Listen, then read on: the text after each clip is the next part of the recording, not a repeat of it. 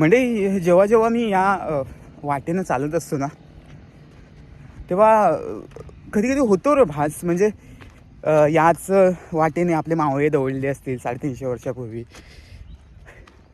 तो इतिहास इथेच सुवर्णाक्षराने लिहिला गेला आहे. खूप म्हणजे एक नवल वाटतं त्या गोष्टीचं की यार त्याच वाटेने आपल्याला चालण्याचं भाग्य मिळालं आहे. याच्यापेक्षा हा म्हणजे काय बोलते, हा सुख सोहळा स्वर्गी नाही असं म्हणायला हरकत नाही यार. म्हणजे ज्या वाटेने आपले हिंदवी स्वराज्याचे संस्थापक श्रीमान श्री छत्रपती शिवाजी महाराज असो किंवा छत्रपती संभाजीराजे असो किंवा आपले मावळे असो, जे मावळे ज्या वाटेने चालले ते इथेच कुठेतरी दवडले असतील. हा रायगड आहे मंडळी. हा जो सूर्य दिसतोय तो रायगड आहे. आणि आत्ता मी रायगडच्या दिशेने चाललो आहे. तर चला पुढे सुरुवात करूया. इथून आता रायगडच्या प्रवासाला सुरुवात झाली आहे. म्हणजे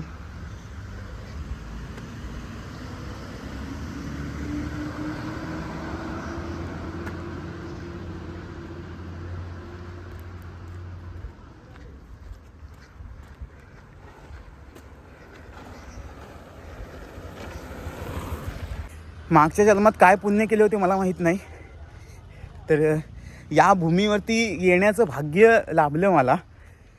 ज्या भूमीमध्ये छत्रपती शिवाजी महाराजांच्या पदस्पर्शाने पावन झाली ही भूमी, आई जिजाऊंच्या पदस्पर्शाने पावन झालेली भूमी, या भूमीमध्ये आज यायचं भाग्य लाभलं आहे मला.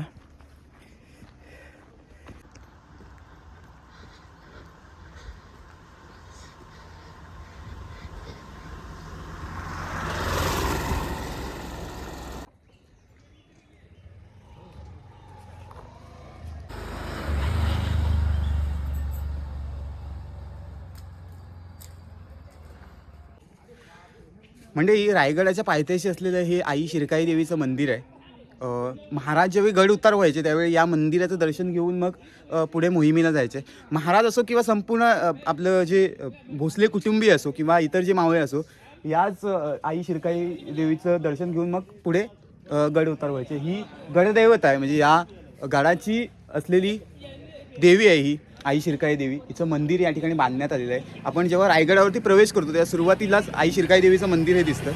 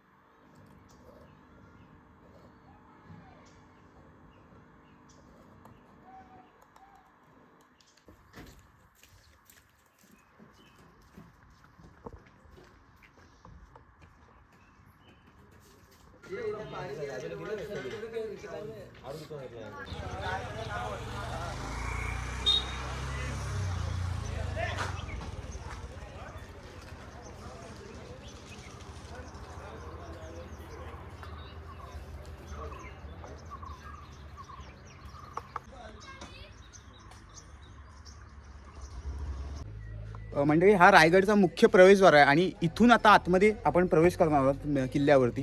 तर चला तर मग पुढचा प्रवास पाहूया.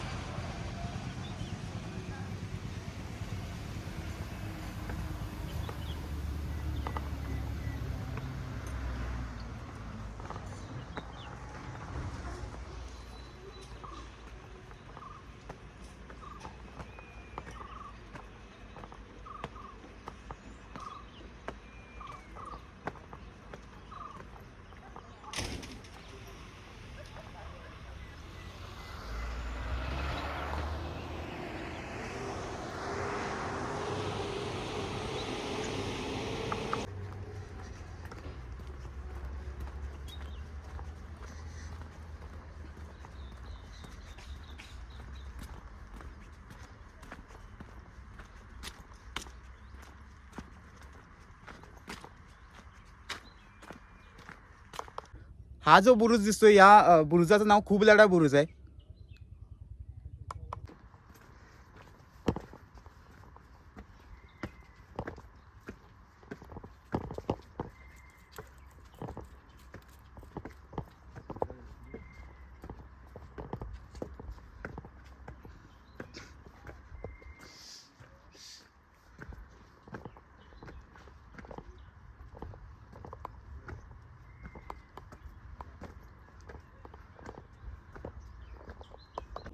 मंडळी हा खूप लढा बुरुज आहे. या बुरुजाचं सध्या काम चालू आहे. इथे महाराज यायचे, इथे महाराज उभे राहायचे. महाराजांसोबत 2 त्यांचे सैन्य असायचे. आणि खाली जो दिसतोय ना, आता तुम्हाला दाखवतो. खाली जो दिसतोय तो जिजाऊंचा वाडा आहे. तिथे जिथे आपण काल गेलो होतो त्या वाड्याच्या इथून जिजाऊ मासाहेब आणि महाराजांचं दोघांचं दर्शन व्हायचं. महाराज जिजाऊंचं दर्शन घेण्यासाठी या गडावर या बुरुजावरती यायचे. जिजाऊ मासाहेबांचा तो हा जो इथे दिसतोय पुढे तो जिजाऊ मासाहेबांचा वाडा आहे, जो काल मी तुम्हाला दाखवला होता.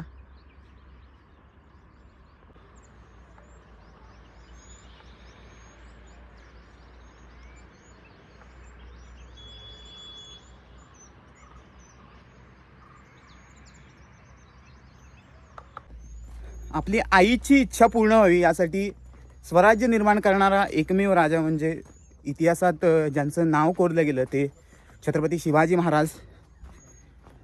आणि आपल्या वडिलांनी निर्माण केलं स्वराज्य तसंच अबाधित ठेवणारे स्वराज्य रक्षक धर्मवीर संभाजी महाराज.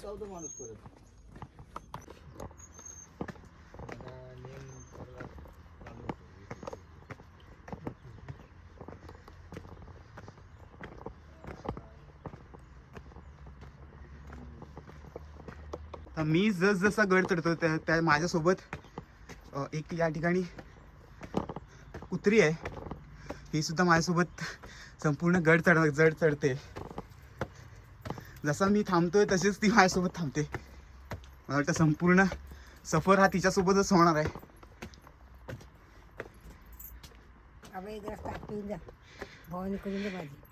हा पितो ना, द्या मी पण थकलोय, द्या.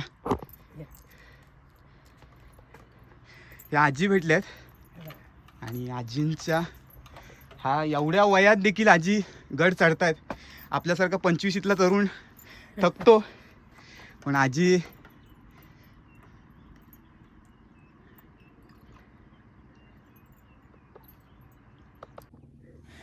कुठल्या तुम्ही? निवळीवाडी. इथे खाली रायगडवाडी? नाही रायगडवाडी इथे. तिकडून तुम्ही चालत येता?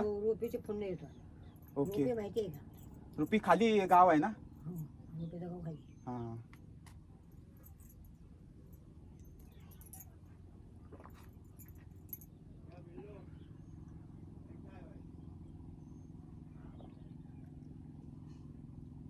किती वर्ष करता तुम्ही इथे? आमची जिंदगी गेली. बारीक असतो होतो तरी कसं वाटतंय एकदम? आता घडव जायचं पहिलं. हो, आता इथं बसलो इथे. पूर्ण गड चढता तुम्ही दिवसभर? पूर्ण चढेल, पूर्ण गड चढेल. भवानी तो कुठे साताऱ्याचा मार्ग जिल्हेश्वर मध्ये दोघांची नको नको बार किती आल्याची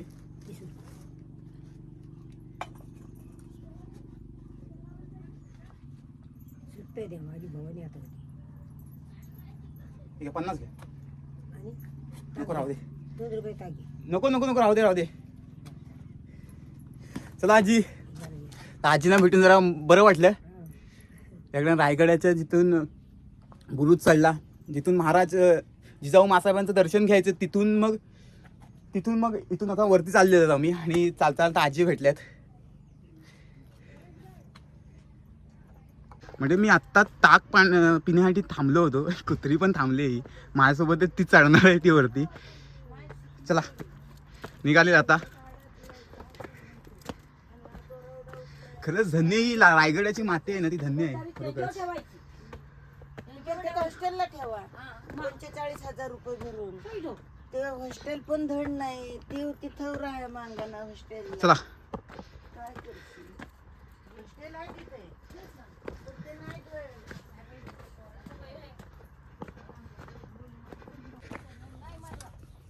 ताक प्यायला आजींच्या हस्ते हाताचा मस्त छान ताक बनवलेला होता.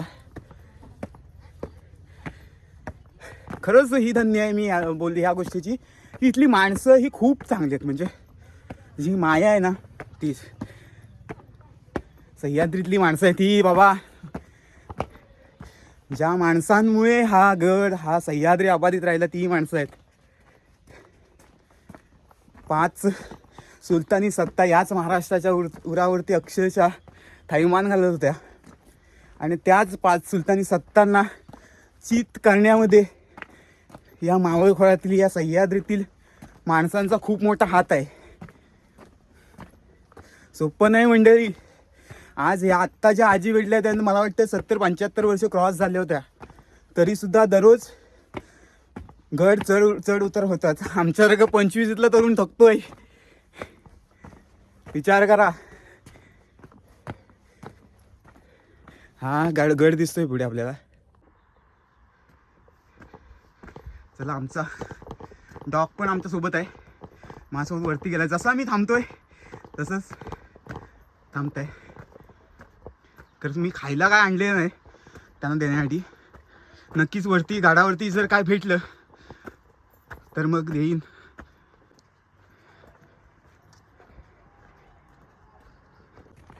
पांडुरंगाच्या नामस्मरणातील एक अभंग आहे. विठ्ठल विठ्ठल म्हणा वेळोवेळा हा सुख सोहळा स्वर्गी नाही. रायगडावर आल्यावर त्याच अभंगाचा भास होतोय. खरोखरच हा सुख सोहळा आहे ना स्वर्गी नाही आहे. रायगडावरची जी हवा आहे ही जरी गनिमांना अक्षरशः थैमान करून घालणारी असली ना तरी आपल्यासाठी हा एक प्राणवायूच आहे. हे शिवाजी महाराजांचं वाक्य आहे. एका चित्रपटात देखील ते या वाक्याची दखल घेतली होती.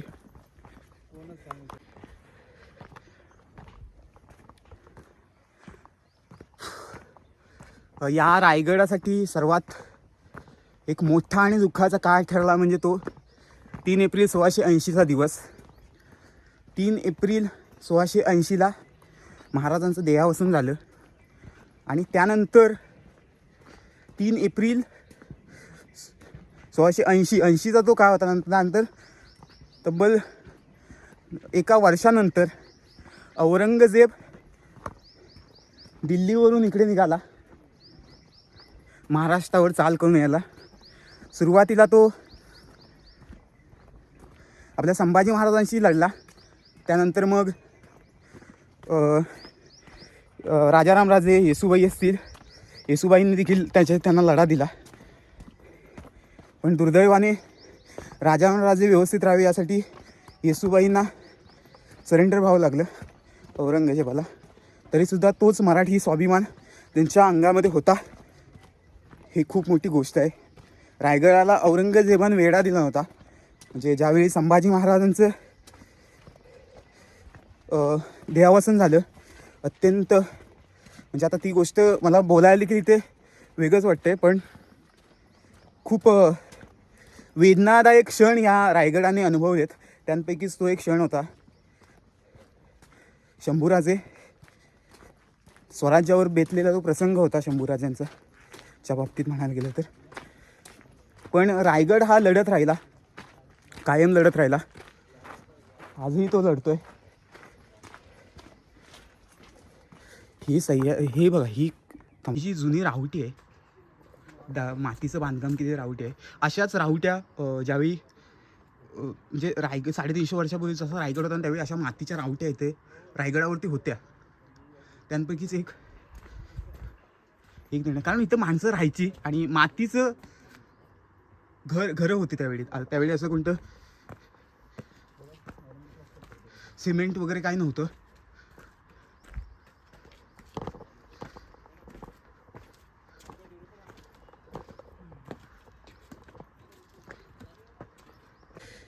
हे आहे माझ्या बाजूला गगनालाही गवसणी घालणारं ज्वलंत तेजस्वी स्वरूप म्हणजे आपला दिव्य असा हा रायगड किल्ला.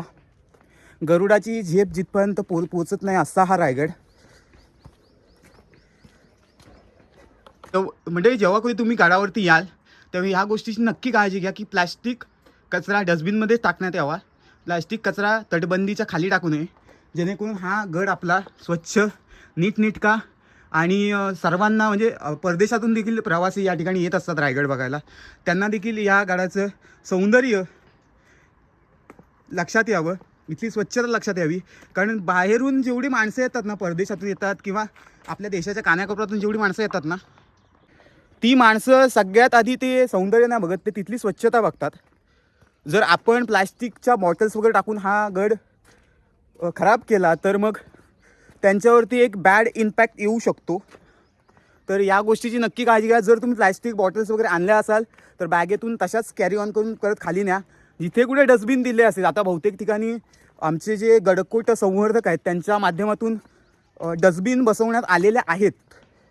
ही खूप अभिमानाची गोष्ट आहे. आज अनेक मावळे स्वराज्याचे जे आत्ता जो तयार होत आहेत ते सक्रिय झालेले आहेत गडाच्या संवर्धनासाठी. आणि खरोखरच मी याआधी म्हटलं होतं की खूप भाग्यवान आहे हा रायगड. 350 वर्षानंतर देखील ह्या रायगडाच्या संवर्धनासाठी तुमच्या आमच्यासारखे सगळे मावळे तयार होत आहेत. आज प्लॅस्टिक मुक्त रायगड अशी मोहीम आखणाऱ्या एक मी ह्याच्या सोशल मीडियावरती वर्षा चासकर नावाची एक मुलगी आहे, ती हे अभियान म्हणजे ते कायम अभियान त्यांचं चालू आहे, म्हणजे ते बंद न होणारं अभियान आहे. आता इथे बघू शकता, इथे काही काही प्लॅस्टिकच्या बॉटल्स दिसत आहेत. हे बघा तुम्ही, ह्या दिसत आहेत तुम्हाला प्लॅस्टिकच्या बॉटल्स. तर प्लीज हे असं करू नका. आपला गड स्वच्छ ठेवा, स्वच्छ राहिला पाहिजे, अबाधित राहिला पाहिजे.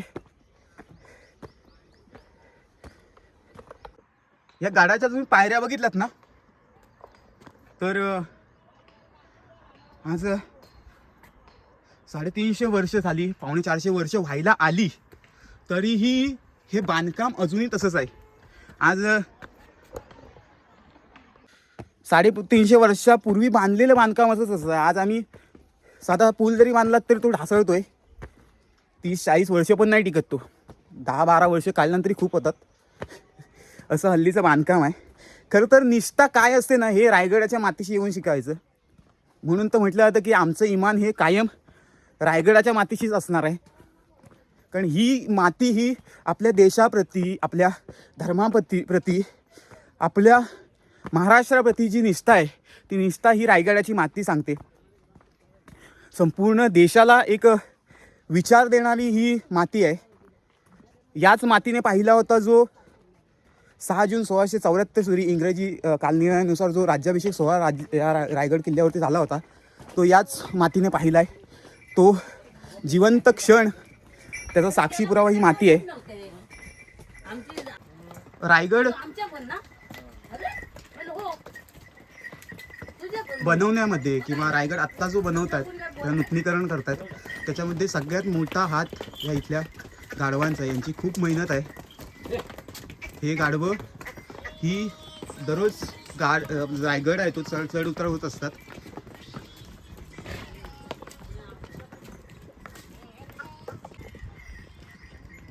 हा मंडळी सह्याद्री आहे, इथून दिसतोय तो पूर्ण.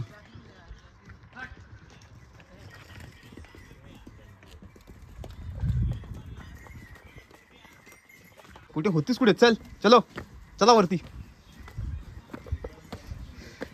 माझ्यापेक्षा जास्त स्पीड आहे.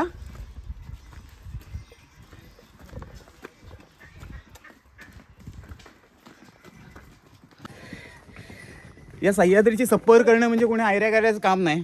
या सह्याद्रीची सफर फक्त 3च माणसं करू शकतात, 3च करू शकतात गोष्टी.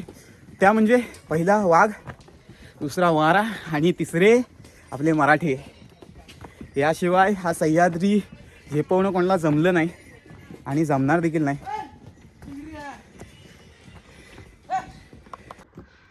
म्हणजे ही गाढवं देखील थकतायत, कारण पाठीवर त्यांच्या ओझं आहे. आणि जवळजवळ बघितलं ना तर 40-45 किलोचं ते ओझं आहे, कारण खडी आहे त्याच्यामध्ये आणि ती खडी वरपर्यंत नेली जाते. खूप मोठी गोष्ट आहे.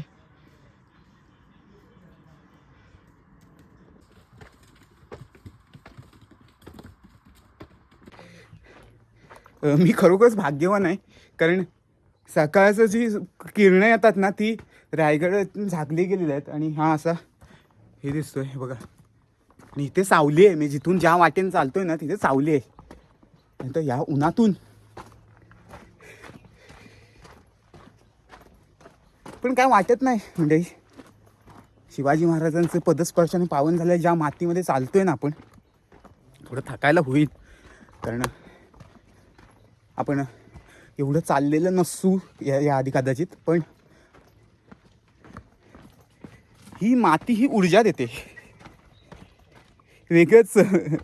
काय होतं, एक औषध या मातीमध्ये आहे, मेडिसिन.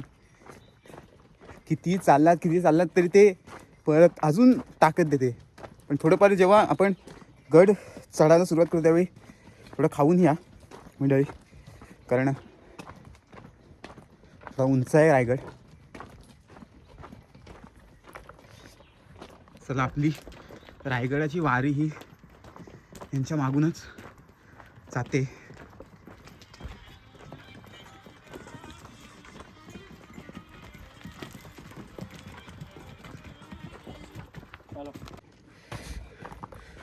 पलीकडच्या बाजूने मंडळी रोपवेची व्यवस्था केलेली आहे.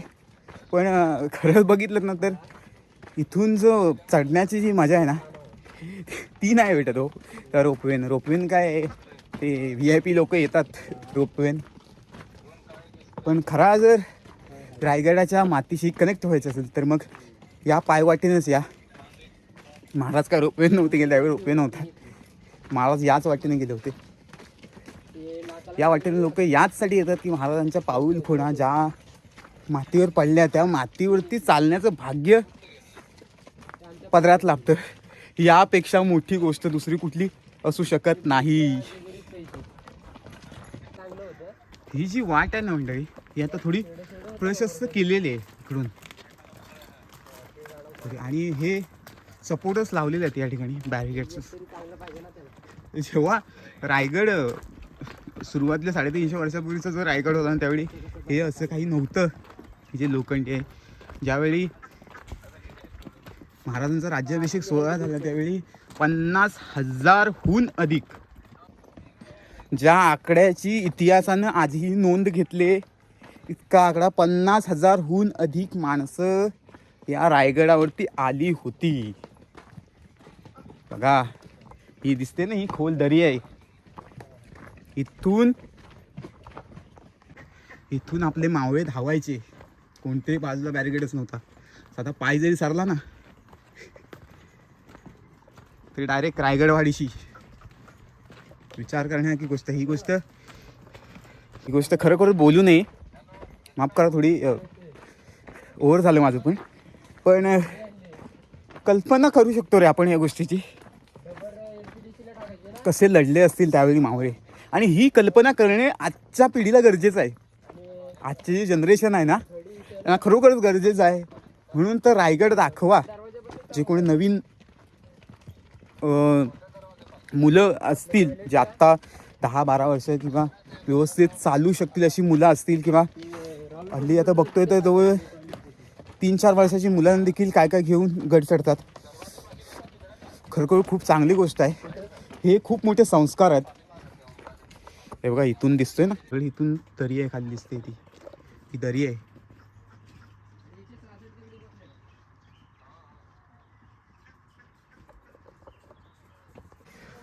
पावसाळ्याचा मंडळी हा जो दिसतोय इथून पाण्याचा प्रवाह येत असतो खाली इथपर्यंत, आणि तुफान पाणी येत असतं. आणि ह्या मुख्य जी वाट आहे रायगडाला येण्याची ती इथूनच आहे.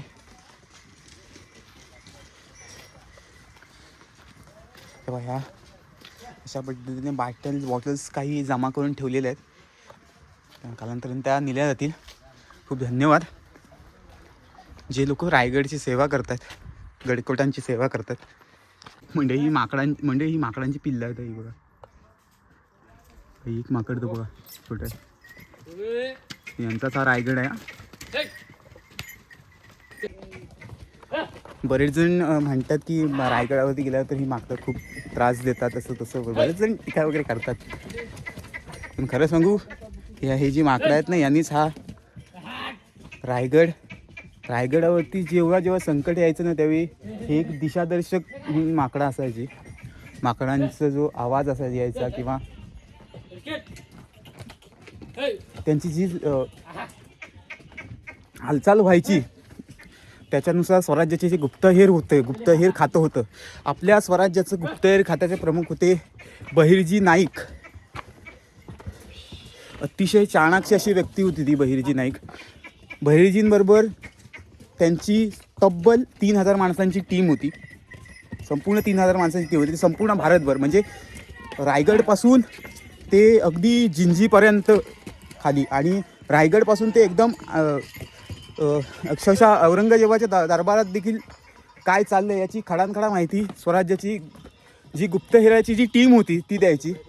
आणि अतिशय चाणक्य, म्हणजे कोणत्याही क्षणी कोणताही निर्णय घेण्याची ताकद या गुप्तहेर खात्याकडे होती.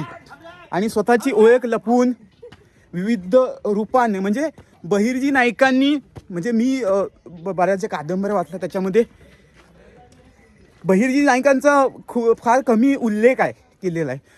हेच मोठं यश म्हणायला लागेल या स्वराज्याच्या गुप्तहेर खात्याचं. कारण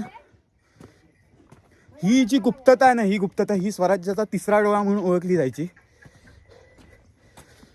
विविध रूपं घेऊन, म्हणजे असं ऐकण्यात आलं होतं, मी अनेक भाषणं वगैरे ऐकली किंवा वाचलेत पुस्तकं, त्याच्यामध्ये असं ऐकलं होतं की औरंगजेबाच्या दरबारात जाऊन त्याला कव्वाली ऐकून त्याच्याकडून बक्षीस मिळवून घेणारे स्वराज्याचे हेरखाता प्रमुख बहिर्जी नाईक होते.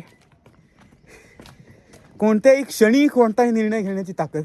म्हणजे तो माणूस हा खरोखरच माणूस नव्हता असं म्हणायला हरकत नाही. कारण एकाच झाडावरती, म्हणजे स्वराज्यात जेव्हा म्हणजे मोहिमा आखल्या जायच्या, त्यावेळी सर्वात आधी त्या मोहिमेची माहिती, म्हणजे काय करावं लागेल किंवा प्लॅनिंग्स वगैरे जे काय ते बहिर्जी सांगायचे महाराजांना. म्हणून महाराजांचा तिसरा डोळा म्हणून ओळखलं जायचं. एवढी ताकद, म्हणजे त्यांच्याकडे काय तलवार जास्त करून नसायची, कारण ते गुप्तहेर असल्यामुळे तलवार बाळगू शकत नव्हते. आणि कोणत्याही क्षणी म्हणजे साधू संतांचं रूप घ्यावा किंवा एखादा भिक्षुक म्हणून रूप घ्यावा, किंवा तिकडे मुघल प्रदेशातमध्ये कव्वाली म्हणणारा गाणारा अशाच काहीतरी रूप घेऊन तिकडे त्या इलाक्यामध्ये शिरणं, ही असे वेगवेगळ्या रूपामध्ये त्यांना यायला लागायचं. आणि वेषांतर करून बहिर्जी तिकडे त्या मुघली प्रदेशात किंवा इकडे फिरायचे. स्वराज्यात देखील फिरायचे. स्वराज्याची देखील खडानखडा माहिती बहिर्जींच्याकडे होती आणि तेही महाराजांना द्यायचे. त्याच्यामुळे स्वराज्यात काय चाललंय हे महाराजांना सगळ्यात आधी कळायचं. हे खूप मोठं, म्हणजे बहिर्जी नाईक आहेत ना, बहिर्जी नाईक यांच्याविषयी बोलावं तितकं कमी आहे. अहो, एका झाडावरती तब्बल महिनाभर दबा धरून बसणं, आणि स्वतःची पत्नी होती तिला देखील त्याची चाहूल नव्हती की आपला जो पती आहे तो स्वराज्याचा गुप्तहेर प्रमुख आहे, ही अशी माहिती मिळाली आहे मला, ऐकण्यात आले आणि अनेक वेळा काही जणांनी सांगितले देखील. आता याविषयी जे काय असेल तुमच्याकडे माहिती असेल तर तुम्ही मला नक्की याची माहिती द्या बहिर्जी नाईक यांच्याबद्दल. बघा, इतिहास हा तर्कवितर्कांवरती आधारित असतो. त्याच्यामुळे जे काही तर्कवितर्क जर तर त्याच्यावरतीच इतिहास असतो. आणि आपल्याला जो इतिहास लाभला आहे, म्हणजे रायगडाला औरंगजेबाने वेढा टाकला आणि त्यानंतर मग तो रायगड पूर्णपणे जाळण्यात आला. त्यामुळे जे काही पुरावे होते, लेखी पुरावे, ते पुरावे नष्ट झाले. आत्ता जो इतिहास आपल्याला लाभतोय, म्हणजे आपल्याला आत्ता जो इतिहासची जी पानं वाचायला मिळतात तो मुघलांच्या एका इतिहासकारांनी तिथला जो त्यांचा होता त्यांनी लिहिलेला आहे. म्हणजे मुघलांच्या एका इतिहासकारांनी महाराजांबद्दल लिहिलं आहे. त्याबद्दल एवढं चारित्र्य संपन्न राजा असं मुघलांनी, शत्रूच्या एका इतिहासकारांनी महाराजांचं वर्णन केलेलं आहे. इतकी मोठं यश महाराजांचं आहे. यश हे स्वराज्याचं आहे. कोणताही नाही, म्हणजे मोगलांचे इथे आपले इतिहास सापडला, मोगलांच्या काही पानं असतील किंवा इंग्रज, डच, पोर्तुगीज, फ्रेंच यांनी जी काही पत्र लिहिली त्या पत्रांच्या आधारे तर्कवितर्क लावला जातोय. आणि थोडेफार आपल्याकडे देखील आहेत पुरावे, म्हणजे पुढे आपण माहिती कंटिन्यू करूया.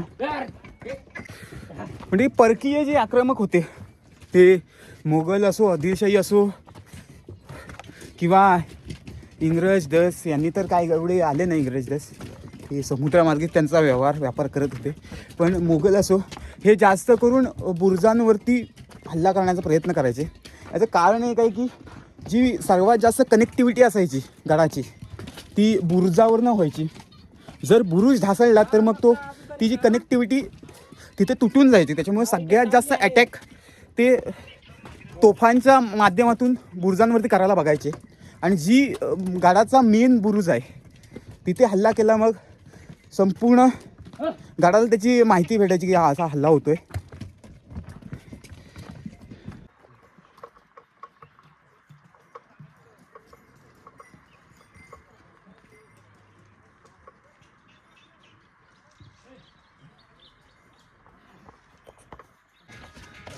म्हणजे गडाचा जो महादरवाजा आहे तिथपर्यंत आपण आता पोहोचलेलो आहोत. तर पुढे आपण कंटिन्यू करूया.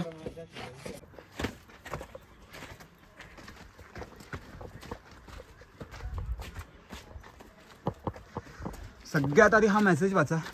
ही घोषणा रायगड किल्ल्याची स्वच्छता राखण्याची आणि त्याचे ऐतिहासिक व नैसर्गिक सौंदर्य जपण्यासाठी वापरली जाते.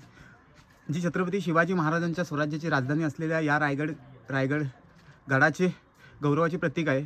या घोषणेचा अर्थ गडावरील स्वच्छता, निसर्गाची काळजी घेणे आणि ऐतिहासिक वास्तूंचा आदर राखणे हा आहे, जेणेकरून येणाऱ्या पिढीला हा ठेवा जपता येईल. खूप महत्त्वपूर्ण असा संदेश दिला आहे. हा आपण व्ह्यू बघू शकता आपण. हा आपला सह्याद्री आहे.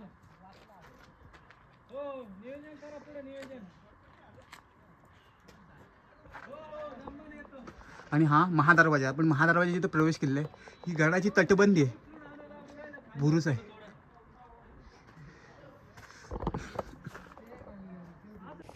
म्हणजे महादरवाजा जिथून आतमध्ये आपण प्रवेश करतोय, महादरवाजाची ही जी आखणी आहे ती पूर्णपणे आपण जर बाहेरून बघितलात ना तर आतमध्ये हा मेन दरवाजा हे दिसत नाही. इथून त्याची आखणी तशी केलेली आहे जेणेकरून शत्रूला लक्षात न येणे की हा मुख्य दरवाजा आहे. आता इथून जर गेला तर आपल्याला टर्न असा पाहायला मिळतो. तो पुढे आपण बघूया. हिरोजी इंदलकरांनी जो रायगड बांधला त्यामागे खूप मोठं तंत्रज्ञान वापरलेलं आहे, ज्या तंत्रज्ञानाची इतिहासाने आजही नोंद ठेवलेली आहे. खरंच अनेक जे आर्किटेक्चर आहेत त्यांना या गोष्टीची नेहमी कुतूहल वाटते. बघा हा महादरवाजाच्या इथून आतमध्ये प्रवेश आहे. म्हणजे बाहेरून जो शत्रू येतो बघा, इथून जो शत्रू खालून जो शत्रू दिसणार ना त्याला हा दरवाजा दिसत नाहीये. हा दरवाजा आतमध्ये आहे. इतकी भक्कम अशी तटबंदी बांधलेली आहे. आणि गडाचं जे मुख्य द्वार आहे त्याच्यामध्ये हे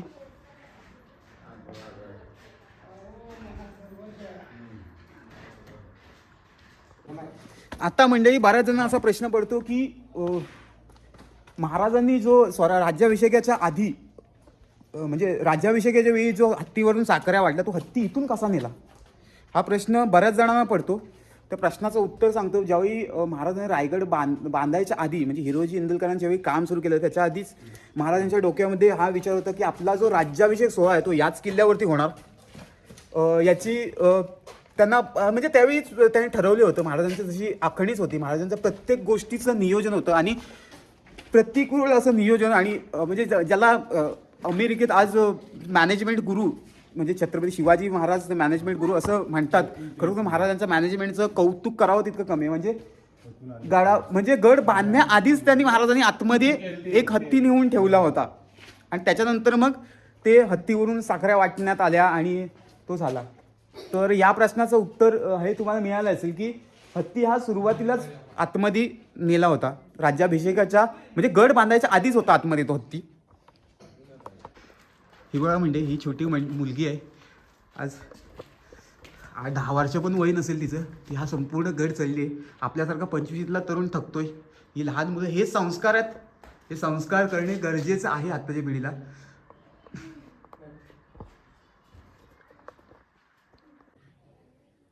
तुम्ही जर बघितलं ना तर जो मुख्य दरवाजा आहे, या मुख्य दरवाजाला हे असे खिळे लावलेले दिसत आहेत. हे खिळे याच्यासाठी लावले जातात की बऱ्याच वेळा हत्तीचा वापर करून किंवा इतर जड साहित्यांचा वापर करून या दरवाजाला ढकलण्याचा प्रयत्न केला जायचा. त्यासाठी हे खिळे लावले आहेत जेणेकरून आतमध्ये कोणता असा म्हणजे जोराचा मारा होऊ नये आणि इतका भक्कम असा तो दरवाजा बांधले गेलेला आहे. आणि दुसरी गोष्ट म्हणजे बऱ्याच वेळा जे जड वस्तू असे म्हणजे एखादी अशी मोठ्याच्या मोठी जाड अशी वस्तू घेऊन त्यावरती आदळून मग तो ही करण्याचा प्रयत्न करायचा आहे. मग बघा सायन्स काय बघा, लक्षात ठेवा तुम्ही. महाराज अनुभवणे म्हणजे फक्त छत्रपती शिवाजी महाराज की जय, जय भवानी जय शिवाजी एवढंच गर्जना देऊन काही उपयोग नाही. महाराजांना खऱ्या अर्थानं त्यांचं जे तांत्रिक म्हणजे त्यांची जी टेक्नॉलॉजी आहे ती टेक्नॉलॉजी समजून घेणे सगळ्यात मोठं काम आहे आपलं. बघा हा जो दरवाजा आहे, या दरवाजापासून हा जो टर्न मी जो बोललो ना की हा यू टर्न का घेतला आहे महाराजांनी, कारण जर जोरात एका शत्रूने जर प्रहार करण्याचा प्रयत्न केला या किल्ल्यावरती तर तो आता आपण एखादी गोष्टीवरती प्रहार करतो म्हणजे 2 पावलं मागत जातो. इथे मागं जाण्याचे चान्सेस खूप कमी आहेत, खूप कमी आहेत. म्हणजे एखाद्या जर हत्ती तर वरती येऊ शकत नाही. जर जड गोष्टीने याच्या दरवाजावरती प्रहार करण्याचा प्रयत्न केला ना तर मागे जाण्याचे चान्सेस नाही आहेत इथे, येतं तुमच्या लक्षात. त्याच्यामुळे महाराजांनी महादरवाजा जो बांधण्यात त्यामागे जे तंत्र वापरलं आहे ते तंत्र आजही विज्ञानालाही कोडं सुचावं इतकं महत्त्वपूर्ण.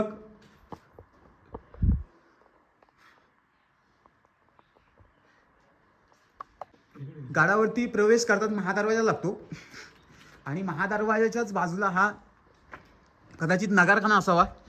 इथे नौबत वाजली जायची. जर महाराज कोणती मोहीम जिंकून आले तर मग महाराजांचं इथे ज्या स्वराज्याच्या महाराणी होत्या त्या औक्षण करायच्या आणि महाराष्ट्राची ही संस्कृती आहे औक्षण करण्याची. सुरुवातीला औक्षण केलं जातं मोहीम जिंकल्यानंतर, मग त्यानंतर मग गडप्रवेश होतो मोहीम जिंकल्यानंतर, मोहीम विजयानंतर किंवा महाराज कुठे आले तरी महाराजांचं औक्षण केलं जायचं. आई ते नगारा वाजायचा आणि इथून आतमध्ये प्रवेश व्हायचा. जर याची बांधणी केलेली आहे, आपण वरती जाऊ शकत नाही. मी सांगेन आता थोडं थकलोय मी. दादा आहेत आपला, दादा खूप मदत करतात. हे जे दादा त्यांनी आता पाणी दिलेलं आहे आणि त्यानंतर आपण गडभ्रमंतीला सुरुवात करूया. आत्ताची सुरुवात झाली आहे. माझ्या फोनची चार्जिंगसुद्धा संपत आली आहे, पण पुढील माहिती आपण नक्की देऊया. बऱ्याच जण दुसरा एक प्रश्न पडतो की हा जो महादरवाजा आहे याची बांधणी याच दिशेला का केली, म्हणजे ही दिशा का निवडली गेली. कारण जर खाली बघितलं ना खाली तर संपूर्ण थोडा पठार आहे आणि बहुतेकशी गावं खालच्या ठिकाणी आहे, खाली सपाट मैदान आहे. जे परकीय आक्रमक होतात त्यांची संख्याही भरपूर असते. म्हणजे औरंगजेब ज्यावेळी महाराष्ट्रावरती चाल करून आला होता 1681 साली संभाजी महाराजांवर चाल करून आला होता, त्यावेळी 5 लाखाचं सैन्याने तो औरंगजेब याच ह्याच्यावरती आला होता. एवढं मोठं 5 लाखाचं सैन्य एका म्हणजे अशा वाटेवरती राखणं खूप कठीण होतं. ते सपाट मैदानातूनच यायचे आणि जो दिसतोय खाली तिथे सगळ्यात जास्त सपाट आपल्याला जमीन दिसते. कदाचित तिकडून शत्रू येण्याचे चान्सेस जास्त असतात. शत्रूवरती निरीक्षण ठेवण्यासाठी या ठिकाणी या दिशेला गड बांधला असावा असं तंत्रज्ञान या ठिकाणी सांगण्यात येतंय. चला तर मग पुढच्या प्रवासाला आपण सुरुवात करूया. इथे चढण्याची कोणाला परवानगी नाही आहे. हे बघा इथून शत्रूचं निरीक्षण करण्यासाठी हे वरती बुरुज आहेत.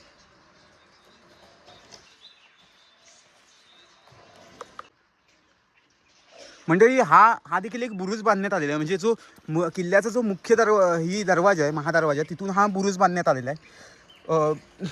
या बुरुज बांधण्यामागे देखील महाराजांचं हे आहे, कारण कदाचित जर किल्ल्यावरती प्रहार झाला किंवा काय तो जर बुरुज असला तर हा जो बुरुज दिसतोय तो हा बुरुज साबित राहावा याच्यासाठी महाराजांनी ही 2 बुरुज आपल्याला तटबंदी या ठिकाणी पाहायला मिळते.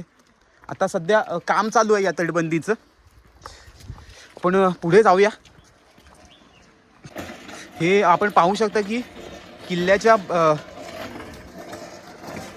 किल्ल्याचं काम चालू आहे. काही जी तटबंदी काही ढासळलेली दिसते, त्या ढासळलेल्या तटबंदीचं काम चालू आहे. खूप छान बरं वाटते. रायगड पुन्हा नव्याने त्याला जीर्णोद्धार करतायत रायगडाचा. हे या ठिकाणी मंडळी आहेत.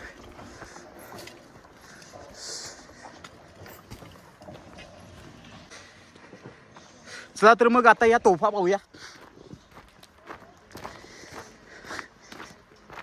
ज्यावेळी या तोफांचा बघतो ना या, त्यावेळी एकच विचार डोक्यात येतो की एवढा गड चढताना माझा स्वतःचा जीव वरती येतपर्यंत एवढी ही झाली होती, ही तोफ कशी वरती आणली असेल. विचार करा त्यावेळीची माणसं किती स्ट्रॉंग होती. म्हणजे आता जर शरीरसौष्ठव स्पर्धा ठेवली जागतिक पातळीवरची, म्हणजे त्यावेळीची माणसं ही जवळजवळ अशी म्हणजे एवढी स्ट्रॉंग होती की आत्ता जागतिक शरीरसौष्ठव स्पर्धेमध्ये म्हणजे जगातल्या टॉपला जी होती ना, ते आपले मावळे आले असते. इतकं दणकट व्यक्ती त्यावेळेचे होत्या. एकाच वेळी 600 मावळे गनिमांना सामोरे जायचं. एक मावळा 10 जणांना चित करायचा एका टायमाला. म्हणजे आपण पावनखिंडीची लढाई बघितलीत तर त्यामध्ये दिसून येईल की कशा प्रकारे लढलेत आपले मावळे. हे जे आपण कपाळावरती जो भगवा लावतोय ना टिक्का, यासाठीच केलेला होता टास. ही गोष्ट नक्की लक्षात ठेवा प्रत्येकाने.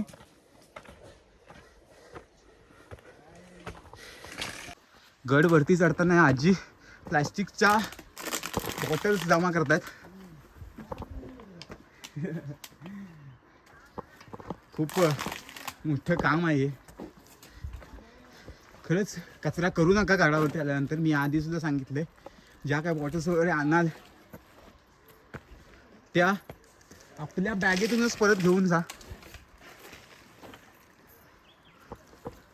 हा जो पाण्याचा प्रवाह हा इथून येतोय, रायगडावरून येणारा इथून येतो. पावसाळ्यात हा खूप मोठा रुद्रावतार घेतो. हा जो धबधबा दिसतोय तो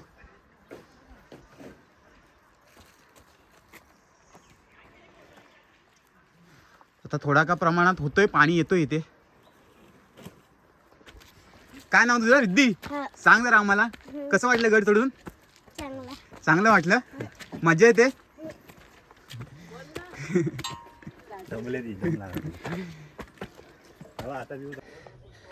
रायगड बांधताना एक दूरदृष्टी महाराजांची बघायला भेटली. ती गोष्ट म्हणजे रायगड जेव्हा आपण चढतो ना, त्यावेळी जरी 15-20 मिनटं आले ना, आपण समजा 5-10 मिनटं माणूस एक चढणी चढतोय आणि त्यानंतर मग थोडा सपाट मैदान दिसतो, थोडा सपाट भाग दिसतो. जेणेकरून काय होतं माहिती आहे, त्याच्यामुळे आपला जो थकवा आहे ना, तो थकवा थोडा दूर होतो. पुन्हा एनर्जी येते, पुन्हा चढण्याची ताकद निर्माण होते. त्यावेळीचं जे दूरदृष्टी होती ना महाराजांची, ती आहे. म्हणजे जेणेकरून म्हणजे एवढा मोठा गड आहे हा, जो माणूस, मी तर आताच चढलो तरी पण माझी सुद्धा ह्याच्यापेक्षा अजून चालण्याची ताकद आहे. थोडा थकलोय म्हणा, पण आहे ताकद अजून.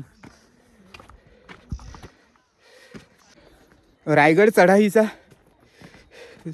जो पूर्णपणे भाग आपला पूर्ण झालेला आहे.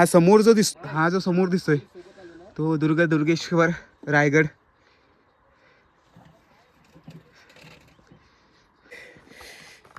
याच भूमीनी 5 शायांना धूळ चालली होती. 5 शाया, 5 ज्या सुलतानी सत्ता होता त्यांना धूळ चालली होती याच भूमीनी. हा जो दिसतोय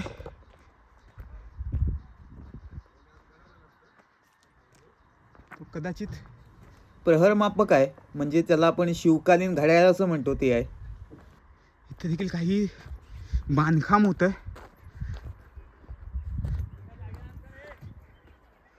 किंवा बॉटल्स वगैरे टाकू नका. मी वारंवार ही गोष्ट सांगतोय, गडाचं नुकसान होणार नाही. जेणेकरून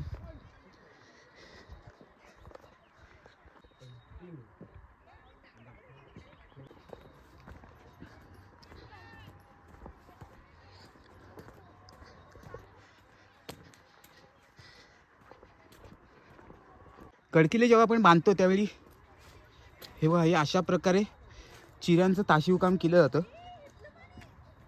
त्यानंतर चुना गूळ यांचं सगळ्यांचं मिश्रण करून मग त्यावरती लेप देऊन ते आवरण तयार करून हे बघू शकता तुम्ही. हे बघा, हे अशा प्रकारे मिश्रण करून त्याला मग लावलं जातं. चुना आणि गूळ यांचं एकत्रित मिश्रण करून गडाच्या ह्या ज्या पायऱ्या आहेत त्या पायऱ्या बनवण्यात येत आहेत आत्ता देखील. 350 वर्षापूर्वीची जी बांधकामाची पद्धत होती ती पद्धत ही आजही अवलंबिली जाते, जेणेकरून हा जो ह्या पद्धतीने हा गड जसा आहे तसा पुढच्या पिढीला अबाधित पाहायला मिळावा या उद्देशानं. टकमक टोक या साईडला आहे मंडळी, आपण थोड्याच वेळा जाऊया.